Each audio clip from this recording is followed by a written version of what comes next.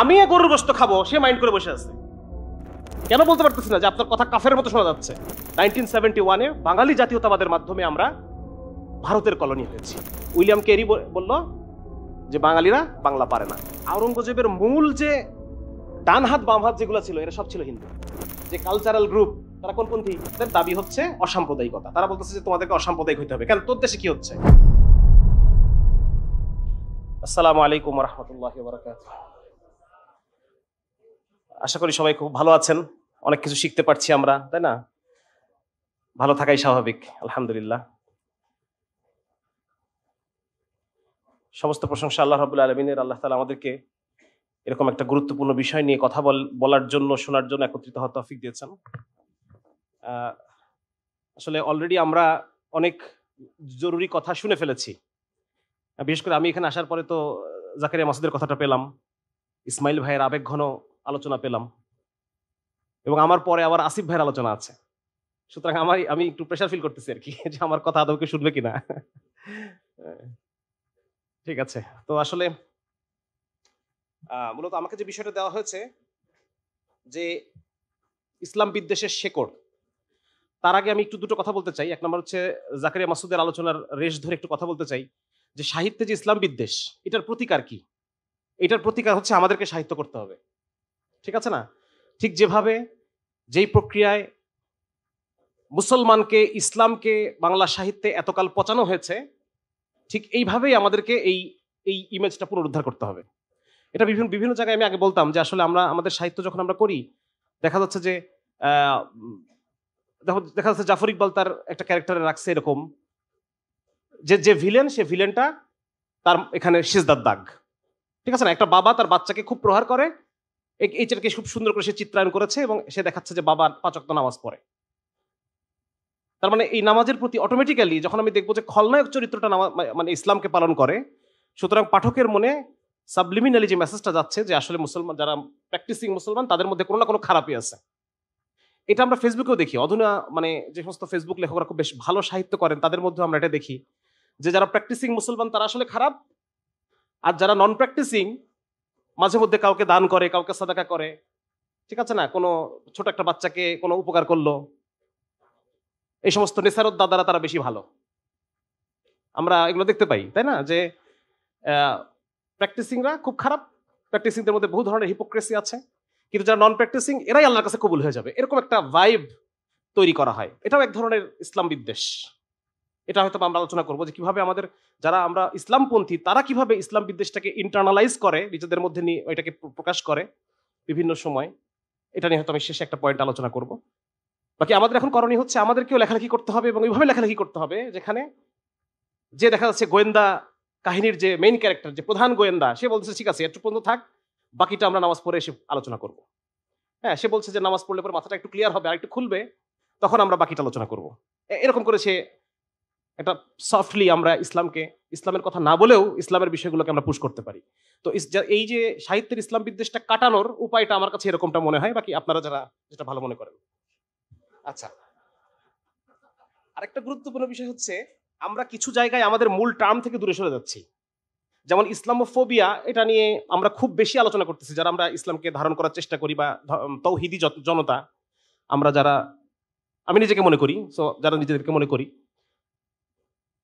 তো ইসলামোফোবিয়া বা ইসলাম বিদ্বেষ, এই কথাগুলো আমরা বলি। ইসলাম বিদ্বেষ কি আসলে? এটাকে কি বলে? আমাদের ইসলামী টার্মে এটাকে কি বলে? কুফর বলে। এই কথাটা আমরা জোরে বলতে পারতেছি না। আমাকে বলতে হবে যে আপনি কুফর, আপনি যেটা বলছেন এটা কুফর, এই কথাটা আমাকে মুখের উপর বলতে পারতে হবে।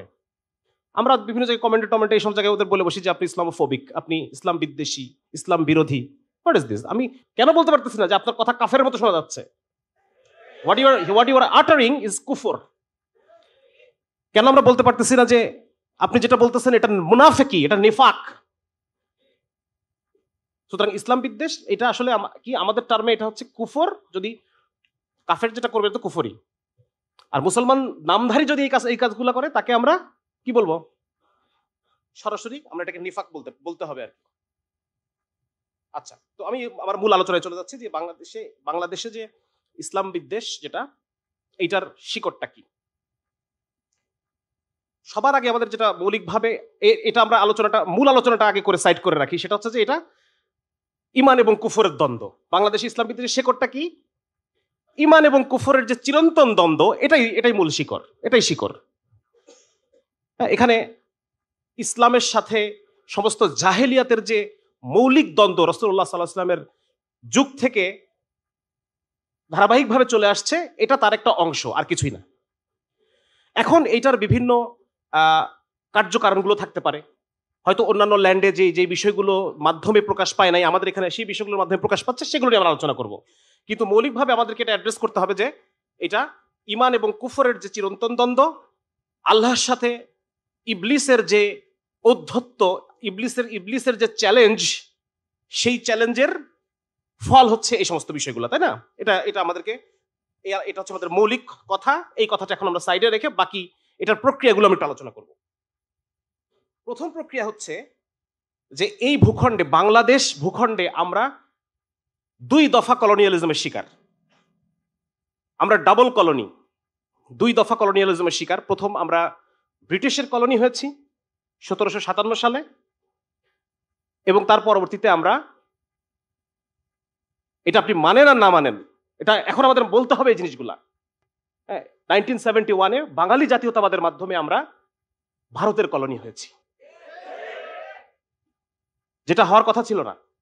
এমনকি মরহুম গোলাম আজম রহমতুল্লাহ আলাইহি, উনি এই কথা, শেখ মুজিবকে এই কথা বলছেন যে এই দেশের যে একটা অ্যালাইনমেন্ট, 1200 মাইল ফারাকে 2টা দেশ, এটা একটা সময় এমনি আলাদা হবে, কিন্তু এখন আপনি যেটা করতেছেন এভাবে করেন না, এভাবে করলে আমরা ভারতের উপনিবেশ হয়ে যাব, এভাবে এটা করেন না, এটা অন্যভাবে এমনি হবে, কিছুদিন পরে এটা এমনি হবে। এই কথাটা উনি বলেছেন শেখ মুজিবকে। তার মানে বোঝা যাচ্ছে যে আমরা 2 দফা কলোনিয়ালিজমের শিকার। প্রথম colony, we are colonized by the Britishers, এবং এরপরে আমরা we are colonized by the Indians. এখন এখানে আমাদের একটু বুঝতে হবে যে ব্রিটিশদের ইসলামোফোবিয়া এবং ইন্ডিয়ানদের ইসলামোফোবিয়া, স্বাভাবিকভাবেই আমি খুব শর্টে কিছু জিনিস শেষ করে ফেলতেছি, এগুলো আপনারা জানেন সব। ব্রিটিশদের ইসলামোফোবিয়ার মূল জায়গাটা কোথায়? মুসলমানদের সাথে চলমান যে, প্রায় 100 বছর ধরে ওদের সাথে চলা আমাদের যে ক্রুসেড, 100 বছর তার বেশি ধরে 11টা ক্রুসেড তাদের সাথে আমাদের হয়েছে, এবং এই ক্রুসেডের কারণে যে ইউরোপের ইসলামোফোবিয়ার যে ইসলাম বিদ্বেষের একটা ডেমনস্ট্রেশন হচ্ছে আমাদের এই ব্রিটিশদের ইসলামোফোবিয়া, যেটা তারা এই ল্যান্ডে এসে করছে। এটা বোঝা খুব সহজ। এখানে ইউরোপের সাথে, খ্রিস্টান রোমের সাথে আমাদের মুসলিম খেলাফতের প্রায় 11টা ক্রুসেড হয়েছে, যেখানে একটাতে তারা জিতছে, বাকি সবগুলোতেই তারা পরাজিত হয়েছে। তো এই জায়গা থেকে ইউরোপে ইসলামের যে ইমেজ তৈরি হয়েছে, এটা নিয়ে আলোচনা করতে গেলে ভিন্ন একটা আলোচনা, যে ইউরোপে আসলে এখানে একজন স্কলার লিখছিলেন এভাবে যে রাসূলুল্লাহ সাল্লাল্লাহু আলাইহি ওয়াসাল্লামের উপরে 60,000 বই ইউরোপে রচিত হয়েছে, যার প্রত্যেকটাই তার ক্যারেক্টার অ্যাসাসিনেশন করে। বিভিন্ন মাত্রায় আল্লাহ রসুল সম্পর্কে তাদের ক্যারেক্টার অ্যাসাসিনেশন, সেটা নিয়ে আলোচনা করতে গেলে দীর্ঘ আলোচনা হয়ে যাবে। এবং কোনো জায়গায় তারা বলতেছে মুসলমানরা মূর্তি পূজক, কোনো জায়গায় বলছে মুসলমান দে ওয়ারশিপ মোহাম্মদ, এ ডেমিগড নেম মোহাম্মদ, এরকম বিভিন্ন রকম আজে বাজে আলোচনা দিয়ে ইউরোপের ইসলামের যে পিকচার ইউরোপে, এটা এভাবে শেপ হয়েছে। পরবর্তীতে যারা প্রাচ্যবিদ আসছে, কেউ একটু নমনীয় হওয়ার চেষ্টা করেছে, কেউ বলছে যে না, এভাবে অ্যাটাক করে আসলে আমরা মুসলমানদেরকে নষ্ট করতে পারবো না, আমাদেরকে আরেকটু কি হতে হবে, আরেকটু সুগার কোটিং করতে হবে, আরেকটু সুগার কোটিং করে আমরা এটাও বলবো যে হ্যাঁ, মোহাম্মদ একটা ভালো মানুষ ছিলেন, কিন্তু তিনি ডিলিউশনাল ছিলেন। কি ছিলেন? নিজেকে নবী মনে করতেন। মানে এইভাবে বিভিন্ন রকম ভাবে তারা একটু সুগার কোটিং করে এই প্রোপাগান্ডাগুলো চালিয়ে গেছে। এবং আধুনিক কালের যারা প্রাচ্যবিদ, তারা তো এই কথা বলে যে বিভিন্ন ক্যারেক্টারগুলো এগুলো মিথ, এমনকি রাসূলুল্লাহ সাল্লাল্লাহু আলাইহি ওয়াসাল্লাম নাকি মিথ, তার কোনো আসলে অস্তিত্ব ছিল না। এবং এটার খণ্ডন আবার যারা প্রাচ্যবিদ তারাই করছে, এটা আমাদের করতে হয় নাই। তারা নিজেরাই বলতেছে যে না, উনি Islam is revealed in full light of history, ইতিহাসের মানে পূর্ণ আলোর মধ্যে ইসলাম বিকশিত, এখানে মিথ বলে কোনো কিছু নাই। ইসলামের প্রত্যেক ব্যক্তি তারা ইতিহাসের মানে এই জমিনের বুকে তারা হেঁটেছেন, এই পৃথিবীর বুকে তারা অস্তিত্বশীল ছিলেন। তো ব্রিটিশদের যে ইসলামোফোবিয়া, তাদের যে ইসলাম বিদ্বেষ, এই ইসলাম বিদ্বেষটা তারা যখন আমাদেরকে কলোনাইজ করেছে, এটাকে তারা বিভিন্নভাবে ইমপ্লিমেন্ট করেছে, আরো আমরা সামনে আলোচনা করব। আর ব্রিটিশদের সাথে ব্রিটিশ মনাদের যে ইসলাম বিদ্বেষ, এটা আবার কানেক্টেড, ঠিক না? যারা আমরা গোলামের ফুত গোলাম নাকি, হ্যাঁ, নেটিভ, কিছু মানুষ আছে না, যখন লর্ড মেকলে যখন শিক্ষা ব্যবস্থা প্রণয়ন করলো, তখন তার উদ্দেশ্য হিসেবে কি বলেছিল সে পার্লামেন্টে? সে বলেছিল আমাদের এই শিক্ষা ব্যবস্থার উদ্দেশ্য হচ্ছে কি তৈরি করা? ইন্টারপ্রেটর তৈরি করা, যারা জনগণের সাথে শাসকদের সম্পর্ক তৈরি করবে, তারা মন মগজে, তারা চামড়ায় বাদামি হলেও তাদের মন মগজ হবে ইংরেজ। তো ঠিক সেটাই হয়েছে, মন মগজে তারা, আজকে ব্রিটিশরা আমাদেরকে শাসন করে না, কিন্তু যারা শাসন করে আমাদেরকে তারা এই চিলড্রেন অফ মেকলে, তারা মেকলের সন্তান। হ্যাঁ, যার কারণে মেকলের মানে ব্রিটিশের যে ইসলামোফোবিয়া, সেটা তারা উত্তরাধিকার সূত্রে পাইছে নাকি? উত্তরাধিকার সূত্রে তারা এটাকে পেয়েছে এবং তারা এটাকে ডেমনস্ট্রেট করছে। আচ্ছা, আরেকটা হচ্ছে হিন্দুদের ইসলামোফোবিয়া। এটাও বোঝা খুব মানে কঠিন না। ইমান কুফরের চিরন্তন দ্বন্দ্ব, সেখান থেকে এটা হিন্দুরাও ইয়ে করে, এটাকে ইনহেরিট করে। এবং সেখানে দেখা যাচ্ছে যে যেহেতু এখানে আসার পরে মুসলমানরা শাসক এবং হিন্দুরা যেহেতু শাসিত, তো সেই জায়গাটা থেকে তাদের মনের মধ্যে একটা ক্ষোভ আছে। তারা বারবার চেষ্টা করেছে আবার পাওয়ারটা গেইন করার জন্য। আমরা জানি যে সুলতানি আমলে রাজা গণেশ, হ্যাঁ, আবার সেই পাওয়ারকে তার ক্যাপচার করেছে। পরবর্তীতে আল্লাহ রাব্বুল আলামিন গণেশের ছেলেকে হেদায়েত দিয়ে দিয়েছেন। গণেশের যে ছেলে, তাকে হেদায়েত দিয়ে আবার মুসলমানদের হাতে ক্ষমতা দিয়ে দিয়েছেন। তো এই বিষয়গুলো আমরা জানি যে এই যে পাওয়ার স্ট্রাগল, এটার মধ্য দিয়ে তো কিছুটা এমনি তো ইমান কুফরটা বাদ দিয়ে যদি আমি রেখে দেই, তারপরও এটার মাধ্যমে ইসলামের প্রতি তাদের যে ভুল ধারণা এবং ইসলামের প্রতি তাদের যে আতঙ্ক বা বিদ্বেষ, সেই বিদ্বেষটা তৈরি হয়েছে। এবং একই সাথে আমি একটু আগেই বলেছি যে হিন্দু মনা কিছু আছে। ব্রিটিশের ইসলাম বিদ্বেষ, ব্রিটিশ মনাদের ইসলাম বিদ্বেষ, হিন্দুদের ইসলাম বিদ্বেষ, হিন্দু মনা যারা আছে, হ্যাঁ, বাঙালি জাতীয়তাবাদ যে সাবস্ক্রাইব করবে তার মধ্যে ইসলাম বিদ্বেষ আসবে। বাঙালি জাতীয়তাবাদ এটা একজন সাবঅল্টার্ন স্টাডিজ এর একজন স্কলার অসীম রায়, উনি দেখিয়েছেন এটা প্রমাণ করে যে বাঙালি জাতীয়তাবাদ এটা আসলে হিন্দু জাতীয়তাবাদ। হিন্দু জাতীয়বাদের যে হিন্দু রিভাইভালিজম, এটা নিয়ে আমি হয়তো সামনে সময় পেলে কিছুক্ষণ আলোচনা করবো ইনশাআল্লাহ। এটা আমাদের আরো বুঝতে সহজ হবে কিভাবে এই জিনিসগুলো তৈরি হলো। তাহলে আমরা এই জিনিসটা বুঝতে পারলাম। এখন আমরা দেখি যে যখন 1757 সালে ব্রিটিশ এদেশে আসলো, এদেশে আসার পরে তারা প্রথমে, আমরা যে ইতিহাসগুলো জানি, তারা দেওয়ানি অর্জন করলো। দেওয়ানি অর্জন করার ফলে সেই সময় মুর্শিদ কুলি খানের সময় থেকেই, ইভেন মোগল পিরিয়ডেও হিন্দুরা শিক্ষা দীক্ষায় বেশ এগিয়ে ছিল। এবং হিন্দুরা যারা, বিশেষ করে উচ্চবর্ণ হিন্দু যারা, তারা মুসলমানরা সামলাইতো হচ্ছে সামরিক দিকগুলো এবং শাসনের দিকগুলা, আর ভূমি ব্যবস্থাপনা এবং অর্থনীতির সমস্ত বিষয়গুলোতে হিন্দুরা একচেটিয়া প্রাধান্য লাভ করছে। এবং বিশেষ করে মুর্শিদ কুলি খানের সময় থেকেই এই জায়গাগুলো একদম মানে পুরোটাই হিন্দুরা দেখতো। উচ্চবর্ণের হিন্দু যারা ছিল তারা এগুলো দেখতো। তো ব্রিটিশরা যখন এদেশে এসে দেওয়ানি লাভ করলো, মানে রাজস্ব আদায় করার যে ইয়েগুলো, তখন তারা স্বাভাবিকভাবে সহযোগী হিসেবে কাদেরকে পেল? কাদেরকে পাবে? হ্যাঁ, তাদেরকে পাবে, যেহেতু তারা জমি জমাগুলো সামলাইতো। এটাকে বলা হতো কানুনগো বিভাগ। হ্যাঁ, কানুনগো বিভাগের পুরা দিকটাই ওরা দেখতো, বিভিন্ন মুসলিম জমিদারদের বিষয়গুলো ওরা দেখতো। তো যার কারণে ওরা এটা তাদের ফুল সাপোর্ট পেয়ে গেল এবং তারা সহযোগী হিসেবে, ব্রিটিশরা যখন বিভিন্ন এজেন্সি হাউস নির্মাণ করলো, সেখানে হিন্দুরা চাকরি করলো। এবং স্বাভাবিকভাবেই মুসলমানরা কিন্তু, যেহেতু তারা পাওয়ারে ছিল, ব্রিটিশ তাদেরকে সরাই দিছে, তারা চাকরিচ্যুত হয়ে গেছে, তাদের সেনাবাহিনী ডিসমেন্টাল হয়ে গেছে, সেনাবাহিনীর চাকরি হারাই ফেলছে তারা। তারপর আস্তে আস্তে ব্রিটিশরা যখন শরিয়া ল শেষ করে দিয়ে সেখানে ব্রিটিশ আইন আনলো, সেখানে স্বাভাবিকভাবেই মুসলমান যারা উকিল, মুসলমান বিচারক, এরা সবাই চাকরি হারাই ফেললো, ঠিক না? তো যার কারণে শুরু থেকেই মুসলমানরা বারবার চেষ্টা করছে ক্ষমতা রিগেইন করার জন্য, যেটাকে ওরা ওয়াহাবি আন্দোলন বলে। কখনো ফকির বিদ্রোহ, হ্যাঁ, কখনো আমরা 1857 সালে যে সিপাহী বিদ্রোহ হয়েছে, নীল বিদ্রোহে মুসলমানদের একটা সিগনিফিকেন্ট, মুসলমান কৃষকদের একটা বড় পার্টিসিপেশন ছিল এই বঙ্গ এলাকায়। তো প্রত্যেকটা জায়গায় তারা মুসলমানদের, এবং আপনি যদি উইলিয়াম হান্টার দেখেন বা লর্ড কর্নওয়ালিসের কিছু মন্তব্য আছে, এই সমস্ত জায়গায় উনি বারবার একথা বলতেছে যে হিন্দুদেরকে পোষ মানানো সহজ, কিন্তু এই মুসলমানরা আবার বিদ্রোহ করবে আমাদের বিরুদ্ধে। সুতরাং তারা হিন্দুদের সাথে একটা ক্লোজ ইন্টিমেসি তৈরি হলো, একটা কানেকশন তৈরি হলো ব্রিটিশদের। এবং এই ব্রিটিশ ব্রাহ্মণ যে আতাত, এটার মধ্য দিয়ে তারা অনেক কিছু করলো। এবং মুসলমানদের যে শিক্ষা ব্যবস্থা ধ্বংস হয়ে গেল, মুসলমানদের যে 80,000 মাদ্রাসা ছিল বেঙ্গলে, 80,000 মাদ্রাসা, এই 80,000 মাদ্রাসা প্রত্যেকের নিষ্কর লাখেরাজ ভূমি ছিল, সেই জমি দিয়ে তারা চলতো, ওস্তাদদের বেতন হইতো। তো ব্রিটিশরা আস্তে আস্তে এই জিনিসগুলোকে তারা বাজেয়াপ্ত করে ফেললো। সুতরাং আমাদের শিক্ষা ব্যবস্থা ধ্বংস হয়ে গেল, তাই না? এই ইতিহাসগুলো আপনারা কম বেশি জানেন। এবং ব্রিটিশ পণ্ডিত মিলে তারা আরেকটা কাজ করলো, মুসলমানদের যে আইডেন্টিটি, মুসলমানরা যেন এই ভূখণ্ডে শেকড় কাটা হয়ে যায়, মুসলমানরা যেন এই ভূখণ্ডে নিজেদেরকে আর খুঁজে মানে দাবি করতে না পারে, হ্যাঁ, এই জন্য তারা বাংলা ভাষায় হাত দিয়ে দিল।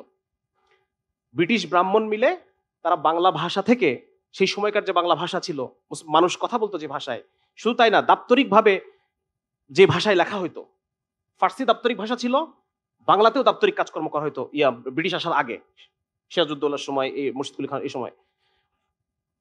তো সেইখানে তারা এই ভাষাটাকে তারা বদলাই দিল।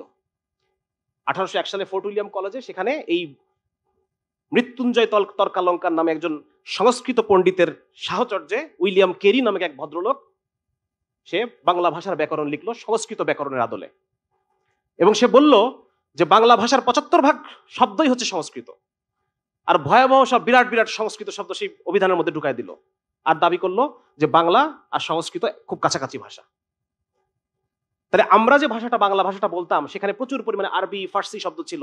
ও বললো যে এটা বাংলা না, এটা হলো হিন্দুস্তানি ভাষা, দোভাষী বাংলা। আর যেটা আমরা লিখলাম, বাঙালিরা বাংলা পারে না। কি বললো? উইলিয়াম কেরি বলল যে বাঙালিরা বাংলা পারে না, সুতরাং আমরা সংস্কৃত ব্যাকরণের আদলে বাংলা ভাষাটাকে সাজায় দিব। এই সাজায় দিল। এর ফলে আজকে আমাদেরকে এই প্রশ্ন শুনতে হয় যে প্রায় আনন্দবাজারে আপনারা কিন্তু এই খবর দেখবেন যে বাংলা ভাষার কি অবস্থা।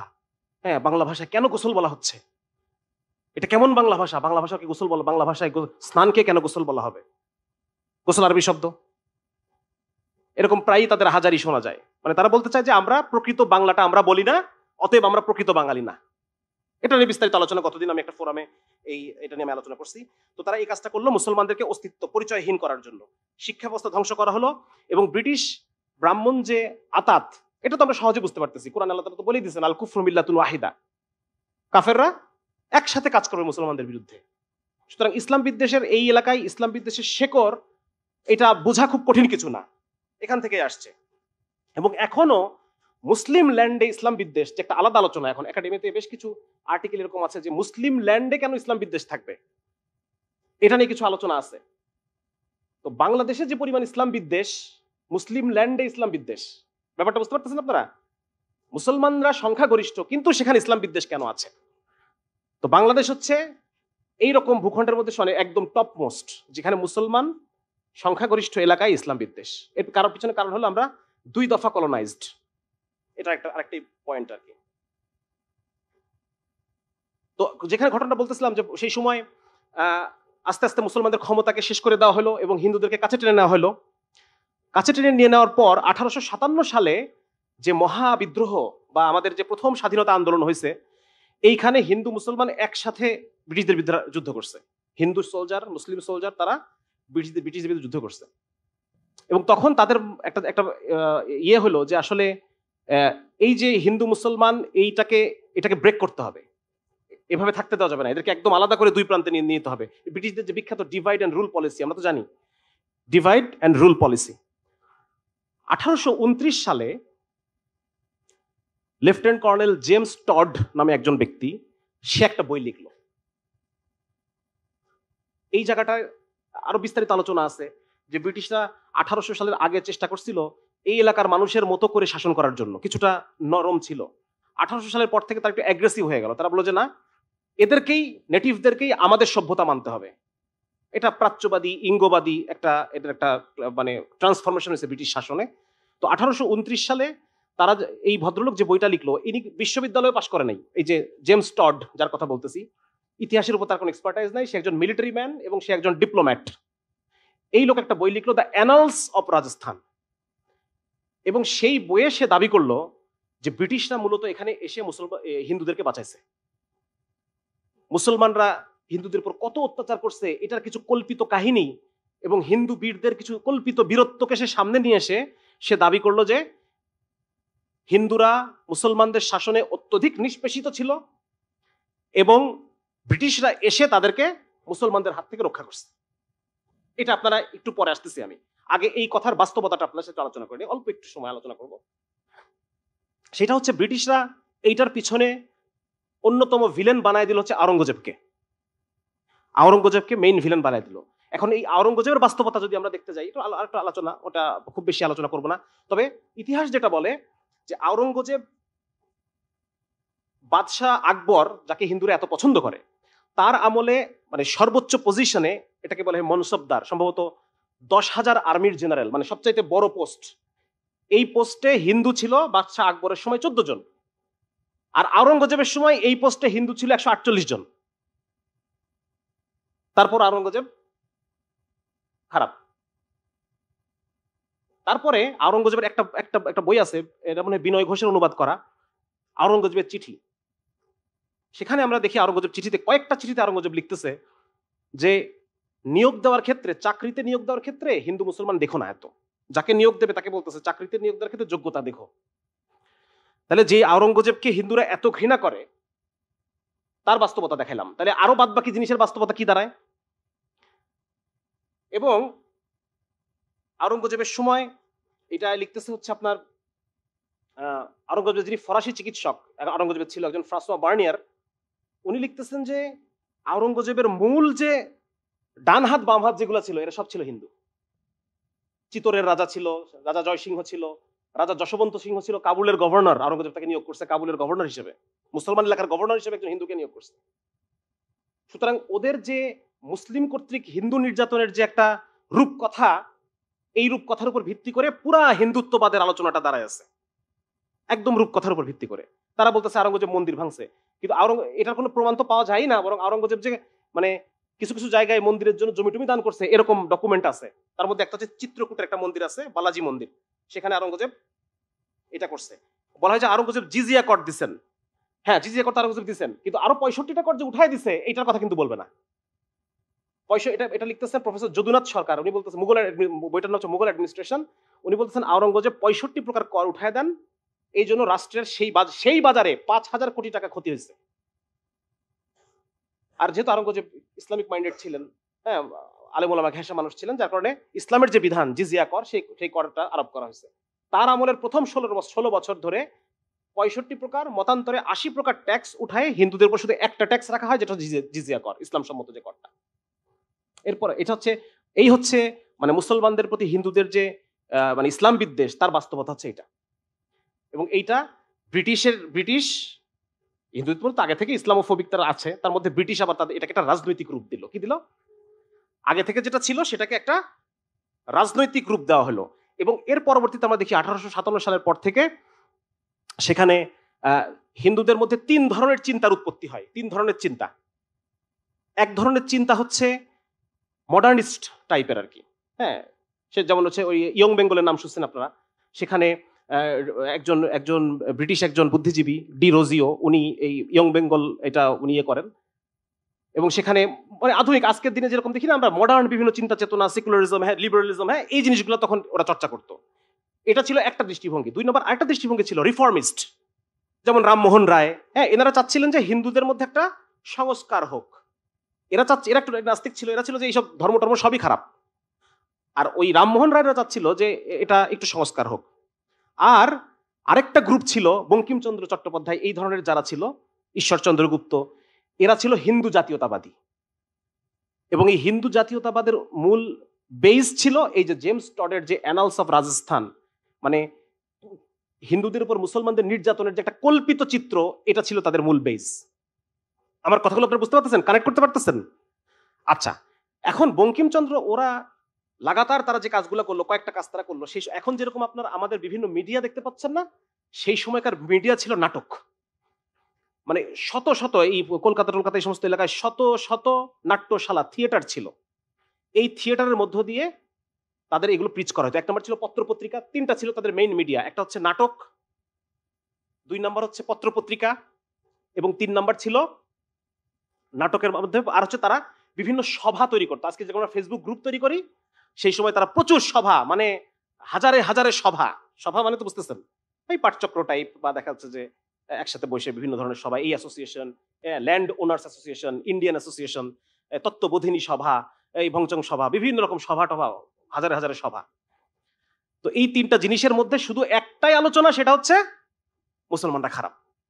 বঙ্কিমচন্দ্র একটার পর একটা ঐতিহাসিক নাটক লিখতেছে, আর সেটার মধ্যে মুসলমানদেরকে ব্যাশিং করতেছে, কখনো জবন বলতেছে, এই মানে বিভিন্ন রকম খারাপ খারাপ যত ধরনের অভিধা আছে সেগুলোতে তারা মুসলমানদেরকে অ্যাড্রেস করতেছে।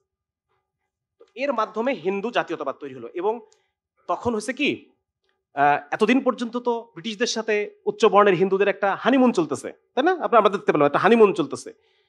তো পরবর্তীতে যখন মুসলমানরা সংগঠিত হওয়া শুরু করলো, হ্যাঁ, কংগ্রেস তৈরি হলো, কংগ্রেসের মধ্যে মুসলমানরা বঞ্চিত ফিল করলো, তারা আলাদা হয়ে কিছু একটা করার চেষ্টা করতেছে। বঙ্গভঙ্গ হলো 1905 সালে। এরপরে তাদের সাথে ব্রিটিশের যে হানিমুন ছিল এতদিন, এই হানিমুনটা ভেঙে গেল। এতদিন তারা সবখানে হয় যেন ব্রিটিশেরই জয়, মানে। এবং 1857 সালে এই যে বঙ্কিমচন্দ্র চন্দ্র, এরা ঈশ্বরচন্দ্র গুপ্ত, তাদের পত্রপত্রিকা যে কি ধরনের কথাবার্তা লিখছে, এটা যদি আমি আপনাকে দেখাতে পারতাম। আপনারা যদি পড়েন, ওই যে ইয়ের বইটা যদি পড়েন, চেপে রাখা ইতিহাস,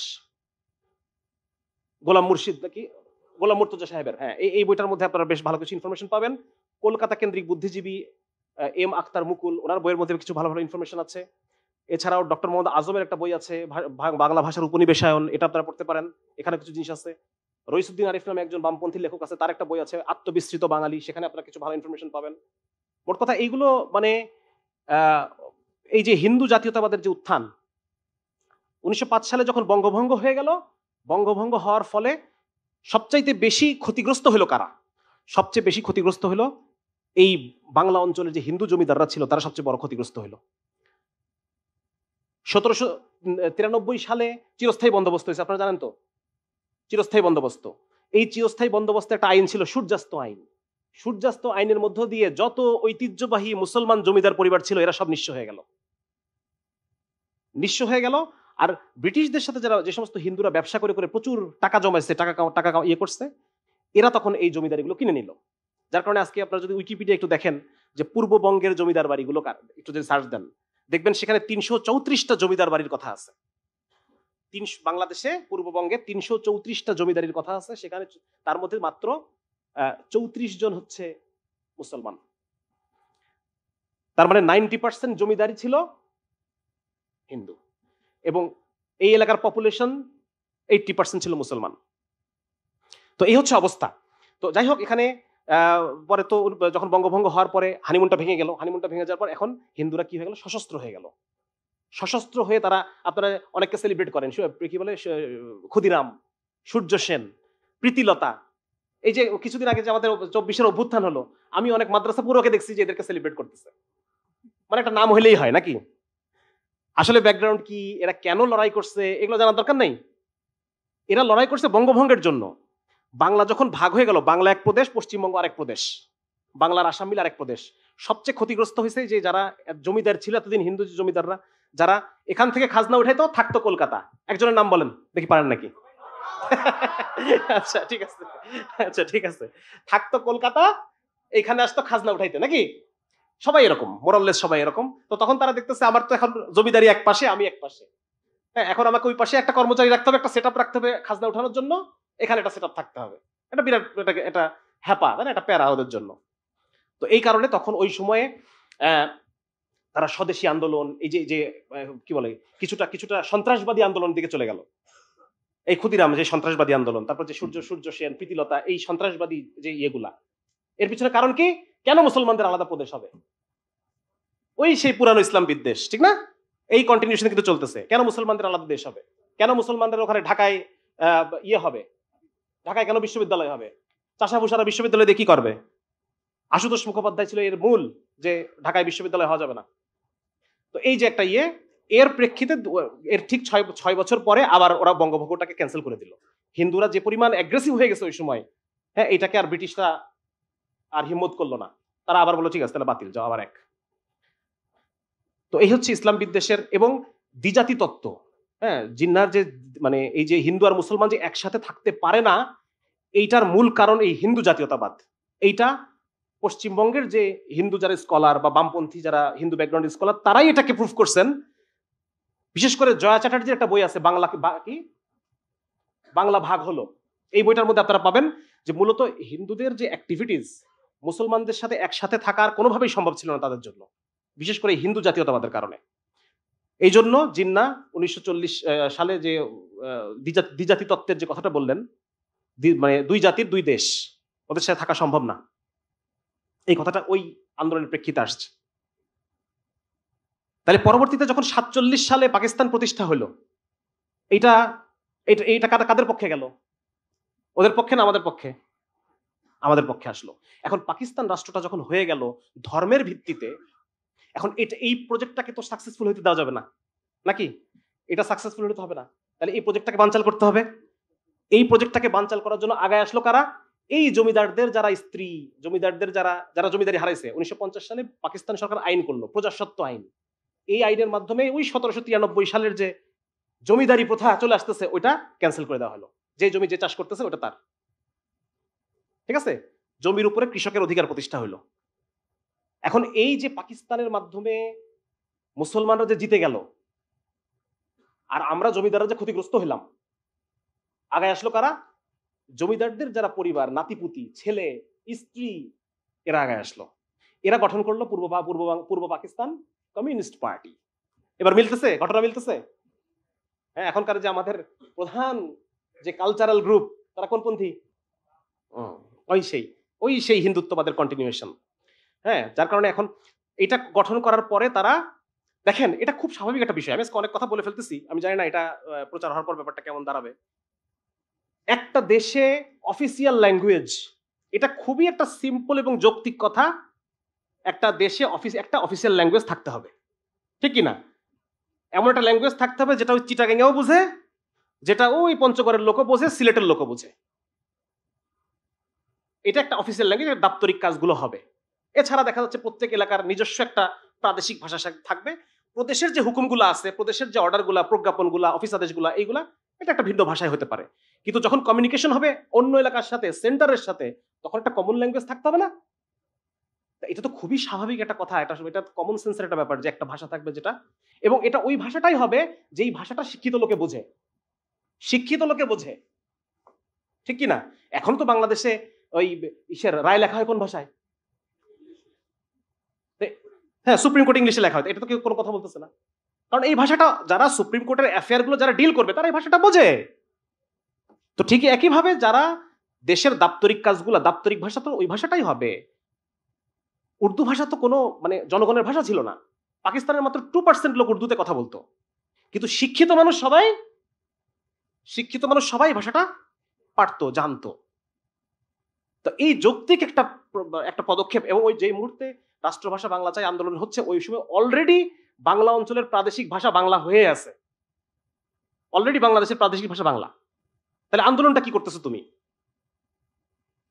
এবং বাংলা রাষ্ট্রভাষা হওয়ার ফলে যে প্রবলেমটা হয়েছে, পাকিস্তানি যারা অফিসার ওই বেলুচিস্তানের, সিন্ধুর, উত্তর সীমান্ত প্রদেশ, এই সমস্ত এলাকার, ওদেরকে অফিসিয়াল আদেশে বাংলা শিখতে হয়েছে।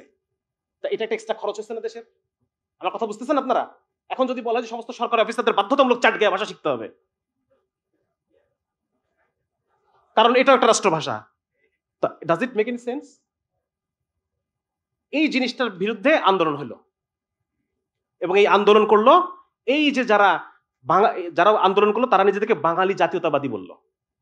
এই কমিউনিস্ট পার্টির এরা, আরো যারা এদের সাথে যারা সম্পর্কযুক্ত, যারা মুহাজির মুসলমান ওই পাশ থেকে আসছে, 2 জনের নাম বলতে পারবেন? ওই পাশ থেকে এসে মাতবাড়ি মারতেছে।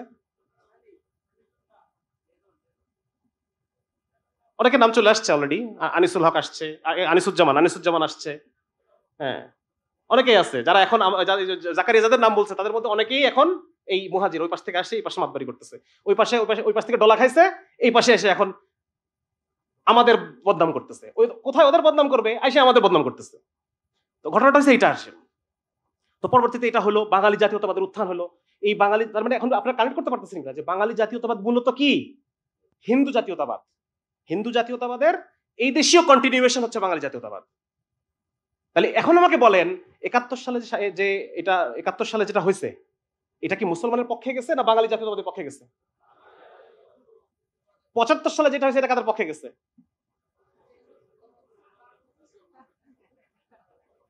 এই তো, এখন ইতিহাস বোঝা খুব সহজ। জানতে পারলে ইতিহাস বোঝা খুব সহজ। আচ্ছা, তো মোটামুটি আমরা একটু আলোচনা করলাম যে আসলে মূলত শিকড়টা কোথায়, এবং অনেক কিছু আমাদের আলোচনার মধ্যে হয়ে গেছে। অনেক কিছু আলোচনা হয়ে গেছে এখানে। জমিদারি হাতছাড়া হয়ে গেছে তাদের। 60-এর দশকে বাঙালি জাতীয়তাবাদ আন্দোলন আলোচনা করছি, সবকিছু আলোচনা হয়ে গেছে। সুতরাং দেখেন, যদি কেউ বাঙালি জাতীয়তাবাদকে সাবস্ক্রাইব করে, বাই ডিফল্ট সে মুসলিম পরিচয়টাকে সে ঘৃণা করবে। দুটো তো অ্যান্টি। একটা হচ্ছে মুসলিম পরিচয়, যেই পরিচয়ের ভিত্তিতে আমরা একটা রাষ্ট্র পাইছি, আর ওরা চাচ্ছে যে না, রাষ্ট্র কেন হবে আলাদা? তাহলে দুটা রাজনৈতিক ভাবে দুটো আলাদা হয়ে গেল না?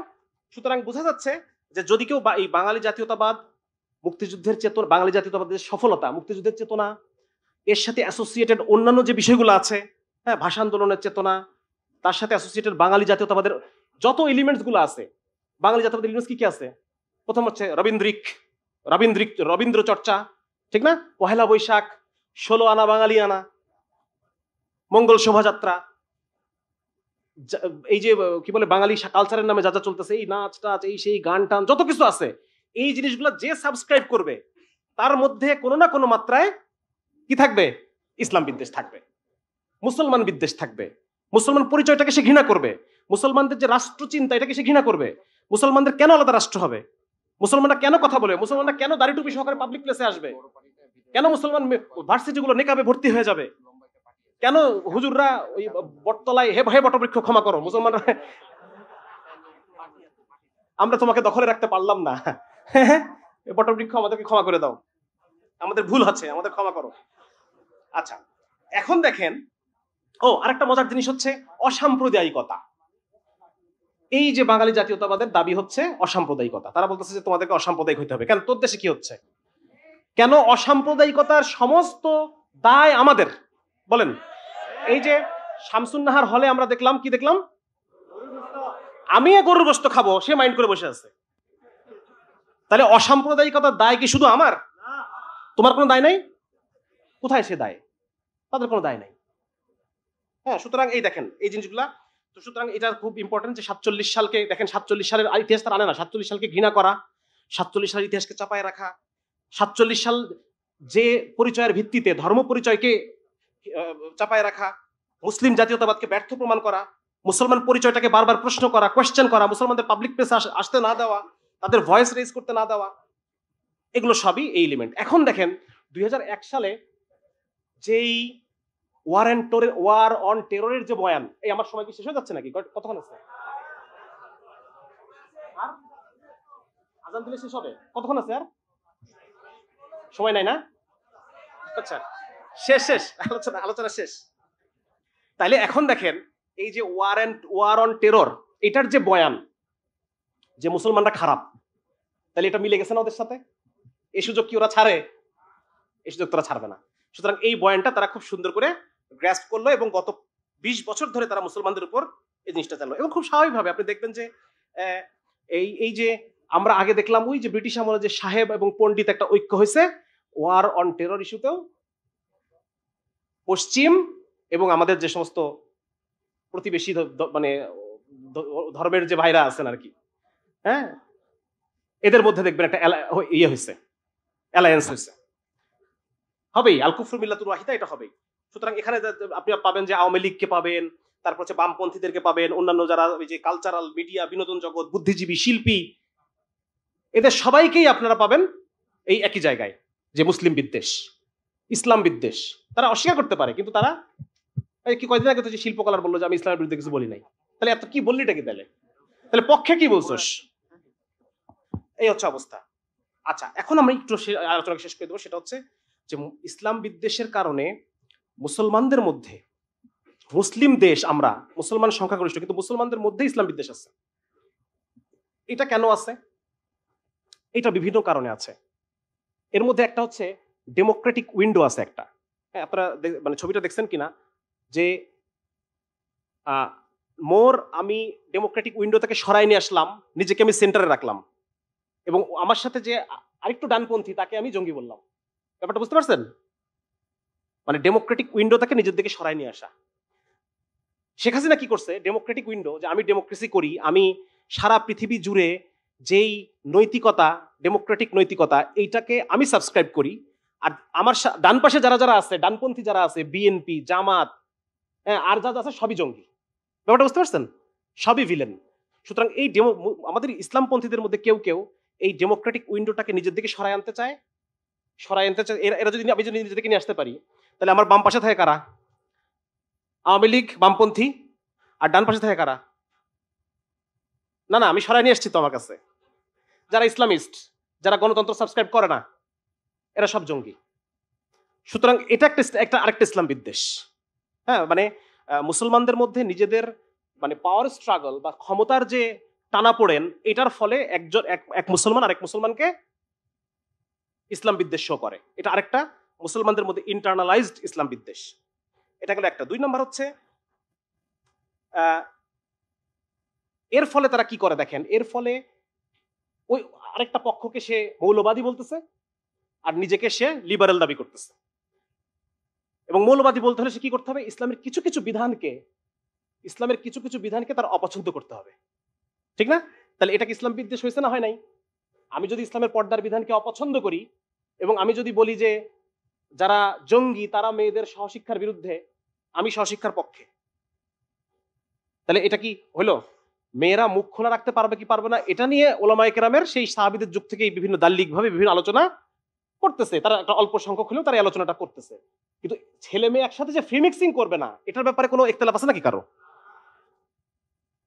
তাহলে এই যে সে ইসলামের বিভিন্ন প্রতিষ্ঠিত বিধানকে, জিহাদের মতো, তারপর হচ্ছে এই যে পর্দার বিধানের মতো আরো অন্যান্য প্রতিষ্ঠিত বিধানকে, যেগুলো পৃথিবীর যে বৈশ্বিক ওয়ার্ল্ড অর্ডারের যে নৈতিকতা সেটার সাথে অ্যালাইন করে না, সেইগুলোকে সে ঘৃণা করতেছে, সেইগুলোর প্রতি বিদ্বেষ পোষণ করতেছে, এবং যারা এটাকে অ্যাডভোকেট করে তাদেরকে সে জঙ্গি বলে ট্যাগ দিচ্ছে, যাদেরকে সে উগ্রবাদী, মৌলবাদী এগুলো বলে ট্যাগ দিচ্ছে। তো এটা আরেকটা সমস্যা আমাদের মধ্যে। হ্যাঁ, মডার্নিজমকে আঁকড়ে ধরে আদি যে ইসলাম, রাসূলুল্লাহ সাল্লাল্লাহু আলাইহি ওয়াসাল্লামের যে ইসলাম, সেই ইসলামটাকে তারা খারিজ করতেছে। মুসলমানদের বিরুদ্ধে যে ক্রুসেডের যে কন্টিনিউয়েশন, একটা সময় তো ছিল অস্ত্রের ক্রুসেড, এখন বুদ্ধিবৃত্তিক ক্রুসেড, রাইট? সো বুদ্ধিবৃত্তিক ক্রুসেডকে এইটার মধ্যে যারা এই মানে এই ভূত যাদের ঘাড়ে সওয়ার হয়েছে, ওই ওদের বুদ্ধিবৃত্তিক ক্রুসেডের শিকার যারা হয়েছে, তারা স্বাভাবিকভাবে ইসলামকে আর কি করবে না, আর ইসলামকে তার ভালো লাগবে না, হ্যাঁ, আর ইসলামকে সে পছন্দ করবে না। সুতরাং এই কেন্দ্রিক যারা লিবারাল, মুসলিমদের মধ্যে যারা নিজেকে লিবারাল পরিচয় দেয়, ফেমিনিস্ট পরিচয় দেয়, হ্যাঁ, তারা সবাই ইসলামের যে বিষয়গুলো আছে এই বিষয়গুলোকে তারা অপছন্দ করে। এখন করণীয় কি? অলরেডি রফিক ভাই কিছু কথা আলোচনা করছে। আমরা যে আলোচনাটা মোটামুটি একটা কম্প্রিহেন্সিভ একটা জায়গায় আসছে, তাই না? সুতরাং আমাদের এখানে মূল শেকড় আমরা বুঝতে পারলাম যে এক তো ইমান কুফরের দ্বন্দ্ব, চিরন্তন দ্বন্দ্ব আছেই, সেই সাথে এই জায়গার যে রাজনীতি, ইসলাম বিদ্বেষের যে রাজনীতিকীকরণ, হ্যাঁ, যে রাজনীতিকরণ, এই যে শিবির বলে বলে মেরে ফেললো, আমরা দেখলাম গত 20 বছর ধরে আমরা দেখতে পাচ্ছি। এমনকি ইসমাইল ভাই বললেন যে বিএনপির আমলেও প্রচুর শিবিরের ছেলেদেরকে হত্যা করা হয়েছে, জামাত ইসলামের অনেক নেতাকর্মীকে হত্যা করা হয়েছে। তো এটার পিছনে আসলে মূল কারণ এইটাই, ইসলাম বিদ্বেষ। হ্যাঁ, এবং ওই যে আইডিওলজিগুলোর কথা আমি আলোচনা করলাম, এই আইডিওলজিগুলোকে যেই সাবস্ক্রাইব করবে সে, তার মধ্যে ইসলাম বিদ্বেষ আসতে বাধ্য। তো এটাকে এখন আমরা চ্যালেঞ্জ করবো কিভাবে?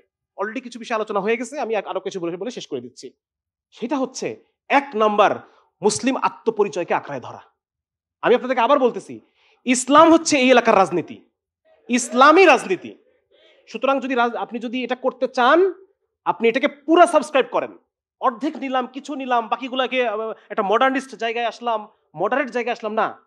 আপনি যদি মানুষকে আসলেই চান মানুষের সাপোর্ট নিতে, এই ভূখণ্ডের মূল পলিটিক্সটা হচ্ছে ইসলাম। এজন্য অনেকে বলে যে গরুর মাংস শুধু একটা খাবার না, it's a part of politics. হ্যাঁ, এটা পলিটিক্স মানে মুসলমানদের তো, আমাদের তো মুসলমানদের কি পুরোটাই আমাদের ইসলাম তো পুরোটাই কি, পুরোটাই রাজনীতি। হ্যাঁ, পুরোটাই হচ্ছে একটা ইসলাম মানে যেখানে ইসলাম থাকবে সেখানে পাওয়ার স্ট্রাগল থাকবে, সেখানে পাওয়ার গেইনের বিষয় থাকবে, সেখানে রাষ্ট্রচিন্তা থাকবে। এটা না থাকে, এটা অ্যাবসেন্ট থাকার কোনো সুযোগই নাই।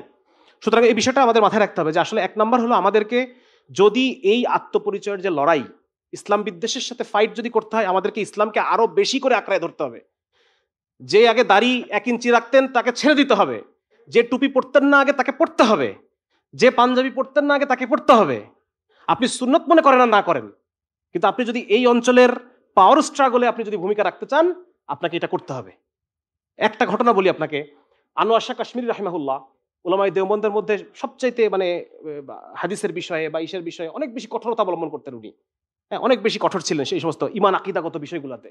উনি একটা জেলায় গেলেন, একটা জায়গায় যে উনি দেখলেন একটা গ্রামের মধ্যে মানুষ মানে দিন ধর্মের তো কোনো কিছুই নাই, কানফুটা করে, হিন্দুদের মতো নাম রাখে, কিন্তু একটাই প্র্যাকটিস তারা করে, আশুরার সময় তারা একটা তাজিয়া মিছিল করে, এইটাকে তারা ইসলাম মনে করে। তখন উনি ওনাদেরকে বললেন, ওইখানে তো দাওয়াতি কাজ করা সম্ভব না, ইমিডিয়েট তো অত কিছু করা, পরিবর্তনকে আনা সম্ভব। উনি তাদেরকে বললেন, তোমরা এই কাজটা ছাড়ো না। তার মানে কি উনি তাজিয়া মিছিলকে অ্যাডভোকেট করলেন? উনি বললেন, উনি যেটা বুঝছেন যে এই একটা সুতার উপরেই টিকে আছে ওদের ইমান আকিদা, এই একটা সুতার উপরে, এটাকে যদি সরাই দেয় এরা পুরোটাই হিন্দু হয়ে যাবে। বুঝতে পারছেন আমার কথা?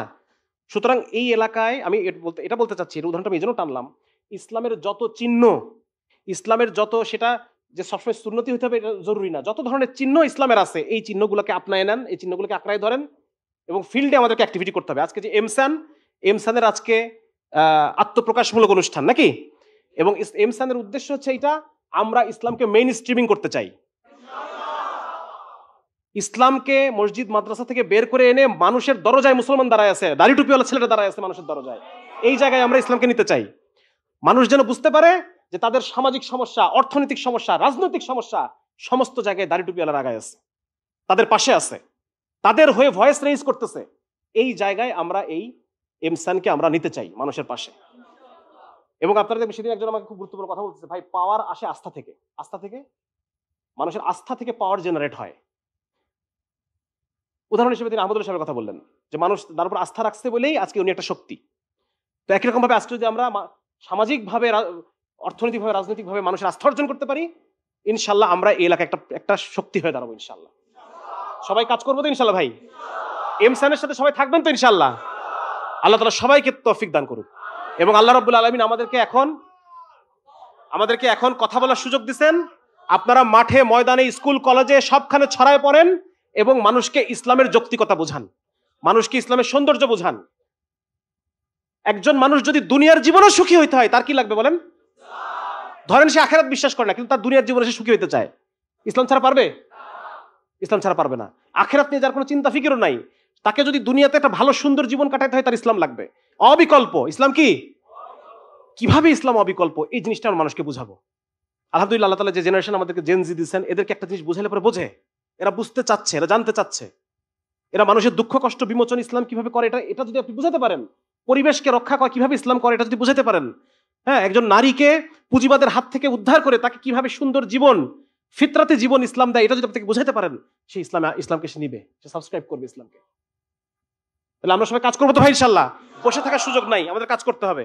আল্লাহ তাআলা আমাদের সবাইকে তৌফিক দান করুক। আসসালামু আলাইকুম ওয়া রাহমাতুল্লাহি ওয়া বারাকাতুহু।